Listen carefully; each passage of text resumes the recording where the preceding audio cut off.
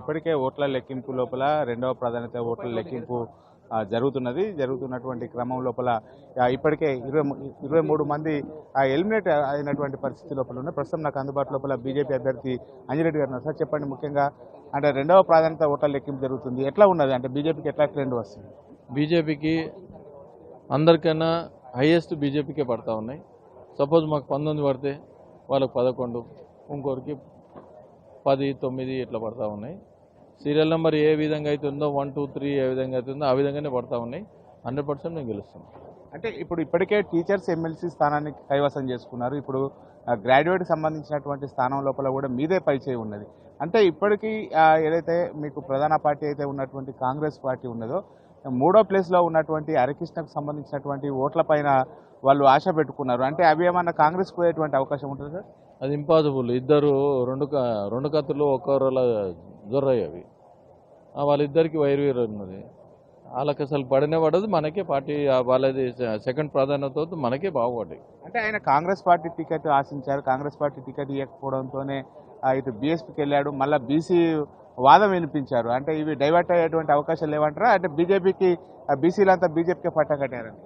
Bharatiya Janata party ఏదైతే ఉందో, మా నరేంద్ర మోడీ గారు బీసీ అదే ప్రధానమంత్రి. ఈ కులాలు మతాలు దీనిలో ఏముంటాయి? అంత మేధావులు ప్రతి ఒక్కరికి. మొన్న మేము ఇన్కమ్ ట్యాక్స్ వేవర్ చేసినాం. ఏ ఒక్క కులానికి చేసినామా? అందరికి చేసినాం. అన్ని కులాలకు అన్ని మతాలకు చేసినాం. అసలు ఆ నినాదమే లేదు.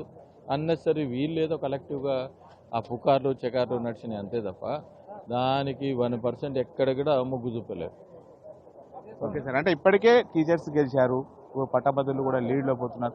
ఏ సమయం అయ్యేటువంటి అవకాశం ఉంది సార్? అంటే 6-7 గంటల వరకు సాయంత్రం 8 దాకా అవుతుంది. 80%లో లేట్ అవుతుంది.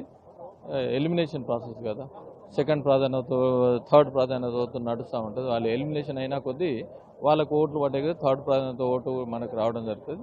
అట్లా నడుస్తుంది. ఖచ్చితంగా ఈ ఓటు అయితే డైవర్ట్ అయ్యేటువంటి అవకాశం అయితే లేదు.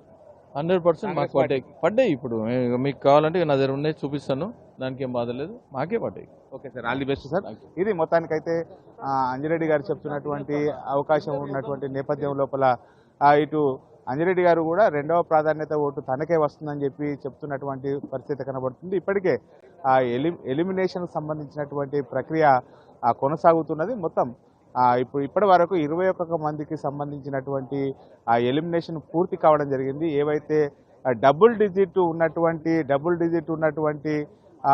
వాళ్ళందరినీ కూడా ఓట్లు వేరు చేసే ప్రక్రియ కొనసాగుతున్నది. ఇప్పుడు ఏదైతే త్రిబుల్ డిజిట్స్ ఉన్నాయో, ఇప్పుడు 2 టేబుల్ కూడా ఏర్పాటు చేయడం జరిగింది. సేమ్ అదేవిధంగా ఇంతకుముందు ఏదైతే మొదటి ప్రాధాన్యత ఓటును ఏ విధంగా అయితే కౌంట్ చేస్తారో అదేవిధంగా ఆ టేబుల్ పైన ఇటు వీరందరికీ వచ్చినటువంటి ఓట్లను మళ్ళీ విభజించి, అంటే 1000 ఓట్ల చొప్పున అయితే మళ్ళీ బెండలు కట్టి ఆ బెండల నుంచి అయితే ఇటు రెండవ ప్రాధాన్యత ఓటును లెక్కిస్తారు. ఈ నేపథ్యం లోపల రెండవ ప్రాధాన్యత ఓట్లు తనకే ఎక్కువగా అనుకూలంగా ఉన్నాయి, ఆ లిస్ట్ లోపల తనకే ఎక్కువ కనబడుతున్నాయని చెప్పి అయితే బీజేపీకి సంబంధించినటువంటి చిన్నమల్ అంజిరెడ్డి ఆశాభావం వ్యక్తం చేస్తున్నటువంటి నేపథ్యం లోపల ఇప్పటి వరకు బీఎస్పీ సంబంధించినటువంటి అభ్యర్థి ఎవరైతే హరికృష్ణకు సంబంధించినటువంటి ఓట్లు ఏవైతే ఉన్నాయో ఆ ఓట్ల పైన ఇటు కాంగ్రెస్ పార్టీ కూడా పెద్ద ఆశ పెట్టుకున్నది. ఎందుకంటే కాంగ్రెస్ పార్టీకి సంబంధించినటువంటి ఓట్లు ఎక్కువ మొత్తంలో ప్రసన్న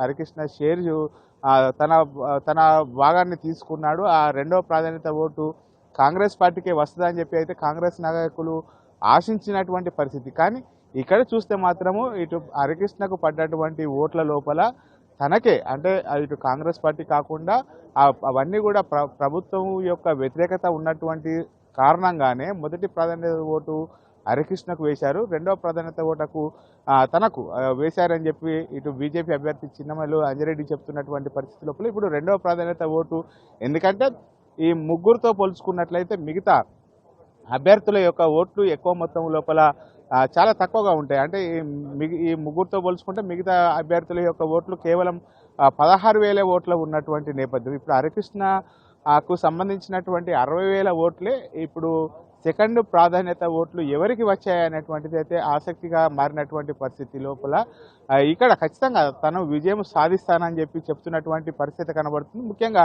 ఆ తుది ఫలితం, అంటే రెండవ ప్రాధాన్యత యొక్క తుది ఫలితం వెలువడాలంటే ఖచ్చితంగా సాయంత్రం 6 నుంచి 7 గంటల సమయం పట్టేటువంటి అవకాశం ఉన్నట్టుగా అయితే మనకు తెలుస్తున్నది.